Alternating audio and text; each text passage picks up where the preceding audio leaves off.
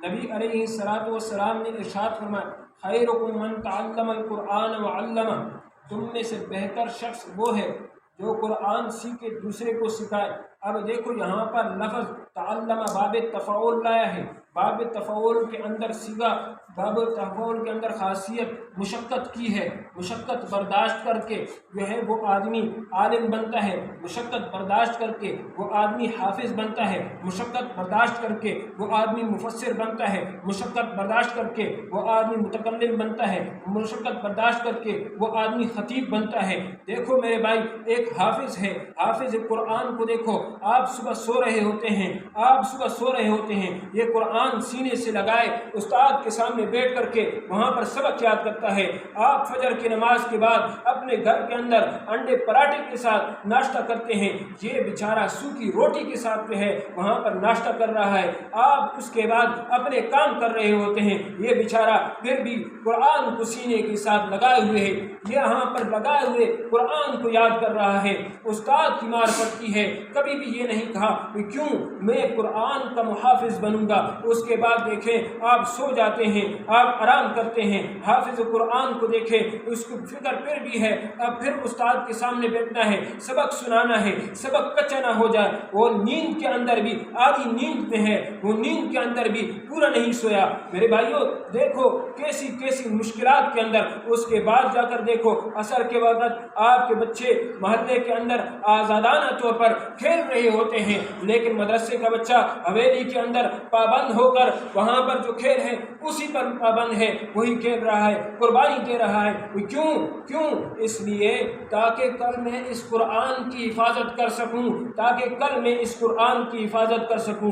آپ کھانا کھاتے ہیں، آپ کھانے کے بعد اپنے دوستوں کے ساتھ باہر نکل جاتے ہیں، حافظ قرآن کھانا کھانے کے بعد مغرب کو قرآن سینے سے لگائے استاد کے سامنے بیٹھتا ہے، آپ کھانا کھاتے ہیں اور عشاء کے بعد عشاء کی نماز پڑھ کر بے غم سو جاتے ہیں، یا اپنے موبائلوں کے اندر لگ جاتے ہیں، یا اپنی ٹی وی رومز کے اندر بیٹھ جاتے ہیں۔ یہ حافظ قرآن پھر بھی 10:30 بجے تک بیٹھ کر قرآن پڑھ رہا ہوتا ہے، قرآن یاد کر رہا ہوتا ہے۔ یہ عالم، یہ جو بچہ عالم بنتا ہے، اس نے اپنی جوانی کے خصوصی دن، یہ اپنی جوانی کے مضبوط دن، یہ اپنی جوانی کے تگڑے دن اس نے کہاں پر لگا دیے؟ اللہ کے دین کو سیکھنے پر لگا دیے، اس نے وہاں پر اپنا پورا وقت لگا دیا، اس نے اپنی پوری زندگی لگا دی، اور اس نے اپنی پوری طاقت لگا دی۔ اس نے رات کو اپنی نیند میں کمی لائی لیکن مسائل کو سیکھنے میں کمی نہ لائی، اس نے اپنی جو ہے صحت کی پرواہ نہ کی لیکن مسائل کو سیکھنے میں کمی نہ لائی،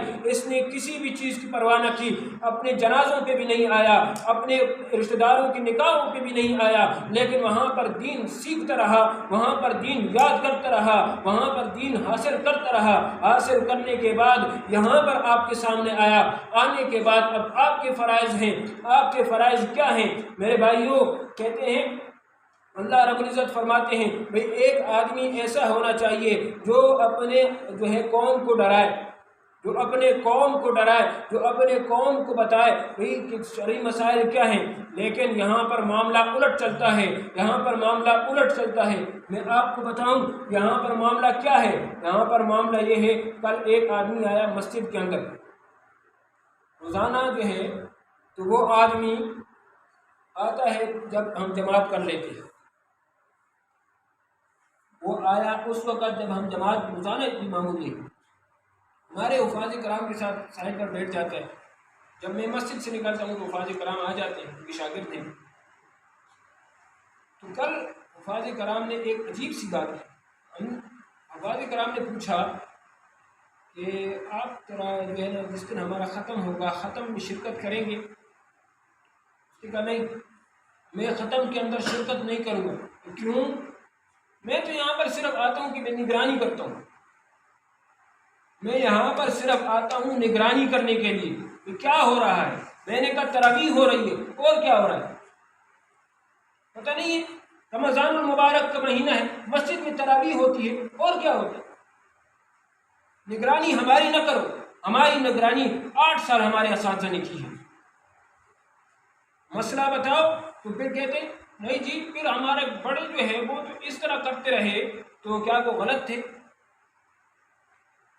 تو سنو میرے بھائی، اگر آپ انجینئر ہیں مسئلہ آپ کا انجینئرنگ میں چلے گا، اگر آپ ڈاکٹر ہیں میں آپ سے بحث نہیں کروں گا، جو نسخہ آپ نے میرے لیے لکھا میں فوراً جا کر میڈیکل سٹور سے وہ لے لوں گا۔ کسی عالم کو دیکھا ہے اس نے ڈاکٹر کو بولا ڈاکٹر صاحب آپ نے یہ دوا جو ہے اس طرح لکھی ہے لیکن فلاں نے تو اس طرح لکھی تھی، کبھی بھی نہیں بولتا۔ کیوں؟ عالم سمجھتا ہے ہر ایک شخص کی فیلڈ الگ ہے، ہر ایک شخص کی فیلڈ الگ ہے، لیکن معلوم نہیں کہ لوگ نہیں سمجھتے، لوگوں کے ذہن میں یہ بات نہیں آتی کہ بھائی عالم کی اپنی فیلڈ ہے، مسائل میں اس کی اتباع کی جائے گی، مسائل اس سے پوچھے جائیں گے جو ہے، اور کسی کی طرف توجہ نہیں کی جائے گی، میری مرضی نہیں چلے گی۔ اور عالم یوں بے فکر ہو کر کسی کو مسئلہ نہیں بتاتا، وجہ جہاں عالم نے بہت ساری چیزیں پڑھی ہیں وہاں عالم نے یہ بھی پڑھا ہے کہ میری گردن یہ باقی لوگوں کے لیے پل صراط ہے، جسرن پل ہے، یا تو یہ پل ٹوٹ کر جو ہے اندر جو ہے گر جائے جہنم کے اندر اگر میں نے غلط مسئلہ بتایا۔ عالم جانتا ہے، عالم جانتا ہے کہ پانے علم کی سزا کیا ہے، عالم کو پتہ ہے کہ مجھے اگر اس منصب پر اللہ رب العزت نے بٹھایا ہے تو اس کی وجوہات کیا ہیں، کل کو مجھ سے اس بارے میں جو ہے مجھ سے پوچھا جائے گا، لیکن پھر بھی عوام کی طرف سے علماء پر انگلیاں اٹھائی جاتی ہیں، یہ عالم اس عالم کا مسئلہ ٹھیک نہیں۔ اور آج کل ایک اور مزید بیماری جو ہے پھیل چکی ہے، وہ بیماری کیا ہے؟ تحقیق کرو، دیکھو مسئلہ ٹھیک ہے کہ نہیں ہے، تحقیق کرو دیکھو مسئلہ ٹھیک ہے یا کہ نہیں ہے۔ یہ آخری بات کرتا ہوں اور پھر کہ ہے دعا کرتے ہیں۔ دیکھیں میرے بھائی، تحقیق احقاق حق کے لیے ہوتی ہے، کسی کو غلط ثابت کرنے کے لیے نہیں۔ تحقیق احقاق حق کے لیے ہوتی ہے کہ بھی حق ثابت ہو جائے، یہ نہیں کہ بھئی کسی کو آپ خواہ خواہ میں غلط ثابت کرنا چاہیں۔ آج کل غیر مقلدین حضرات کی طرف سے یہ آپ نے دیکھا ہوگا کہ ایک ایپ ہے 360، اس میں سٹیٹس لگائے ہوتے ہیں حدیث کی، صحیح ضعیف حرام۔ میرے بھائیوں حدیث ضعیف ہے، مان لیا جائے گا حدیث ضعیف ہے، لیکن علم حدیث کی روشنی میں دیکھا جائے گا اس حدیث ضعیف کا کوئی تابع بھی ہے، اس حدیث ضعیف کا کوئی شاہد بھی ہے، اس حدیث ضعیف کی وجہ کیا ہے؟ آیا وہ ضعیف حدیث جس کو آپ ضعیف کہہ رہے ہیں مجتہدین کے نزدیک بھی ضعیف ہے یا نہیں؟ مجتہدین کے نزدیک بھی ضعیف ہے یا کہ نہیں ہے؟ میں آپ کو کہتا ہوں آپ حضرات 360 ایپ استعمال کرتے ہیں، بالکل استعمال کریں، لیکن علماء کی رہنمائی کے ساتھ، علماء کی رہنمائی کے ساتھ۔ علماء موجود ہیں، کسی قسم کی کوئی کمی نہیں ہے، مدرسہ آپ لوگوں کے لیے ہے، یہاں پر آپ لوگوں نے آ کر پوچھنا ہے، کوئی باہر سے تو ابھی کوئی نہیں آئے گا، سب سے پہلے حق تو آپ لوگوں کا ہے۔ علماء موجود ہیں، آپ آ کر پوچھیں۔ حدیث مرسل امام اعظم ابو حنیفہ رحمۃ اللہ علیہ، امام مالک رحمۃ اللہ علیہ اور امام احمد بن حنبل رحمۃ اللہ علیہ کے بعد جو علماء ہیں ان کے نزدیک ضعیف نہیں ہے، حدیث مرسل ضعیف نہیں ہے۔ وجہ اس لیے کہ وہ اس دور کے تابعین وہاں پر موجود تھے، انہوں نے ان تابعین کو دیکھا ہے اور ان تابعین کے ساتھ انہوں نے دیکھا ہے کہ بھئی یہاں پر یہ ان کے اعمال کیسے تھے۔ اسماء الرجال کی کتابیں یہ تو بات کی ہیں، जोहरत अन्नैरा के अंदर लिखा हुआ है कि इमाम आज़म अबू हनीफा रहमतुल्लाह अलैह जिस हदीस से इस्तेदलाल करें वो हदीस ज़ईफ़ नहीं होगी। वजह ये है कि भाई उसके बाद जो खराबियाँ खामियाँ आई हैं वो बाद में आई हैं, जो तनकीद हुई है वो बाद के अंदर हुई है। इसलिए इमाम आज़म अबू हनीफा रहमतुल्लाह अलैह जिस मसला से इस्तिंबात करते हैं, जिस हदीस से इस्तिंबात करते हैं, वो हदीस ज़ईफ़ नहीं हुई, वो वास्ता करीब है। इमाम बुखारी रहमतुल्लाह अलैह से भी इमाम आज़म अबू हनीफा रहमतुल्लाह अलैह का वास्ता करीब, 3 वास्ते। लिहाजा मेरे भाइयों, लाजमी नहीं है कि आप किसी को गलत साबित करें। आपको मसला आता है, आप मसला डंके की चोट पर पूछा करें। आप आए, आप हमारे पास बैठे, भाई ये हदीस है, फलां शख्स ने कहा तुम्हारा अमल गलत है, हम बताएंगे अमल हमारा किस हदीस पर है और वो हदीस किस दर्जे की, ये हमारी जिम्मेदारी है। लिहाजा आजकल के जो झांसे हैं सारी यहूदियों के काम है। यहूदियों ने एक मुनज़्ज़म साजिश चली है मुसलमानों को के अंदर तफरीक डालने के लिए।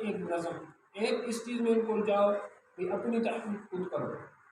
कुरान सिर्फ मौलवी के लिए नहीं उतरा, हमारे लिए भी उतरा, क्यों नहीं करते?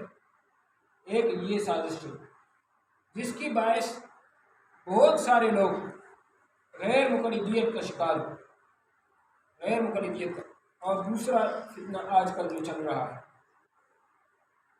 अगर 1996 के अंदर ये आपकी जो मीडिया है इसको यहूदी ख़रीद सकता है, तो क्या आज एक मुनज़्ज़म साजिश के अंदर नहीं खरीद सकता? खरीद सकता है, बिल्कुल खरीद सकता है, इसमें किसी किस्म का कोई शक और शुबा नहीं। मेरे भाइयों, अपने इर्द गिर्द तवज्जो रखना, अपने इर्द गिर्द देखते रहना, गाफिल मत बनना, गफलत में मत पड़ना, वरना ये गफलत हमें ले डूबेगी, ये गफलत हमें डुबा देगी और फिर हमारे पास किसी किस्म का कोई रास्ता नहीं होगा। अल्लाह रब्बुल इज़्ज़त हमें जो कुछ कहा सुना इस पर अमल करने की तौफीक इनायत फरमाए। शरीयत नाफिज करने के लिए मेरे पास मेरा वोट है, शरीयत नाफिज करने के लिए मेरे पास मेरा वोट है, आपके पास आपका वोट है।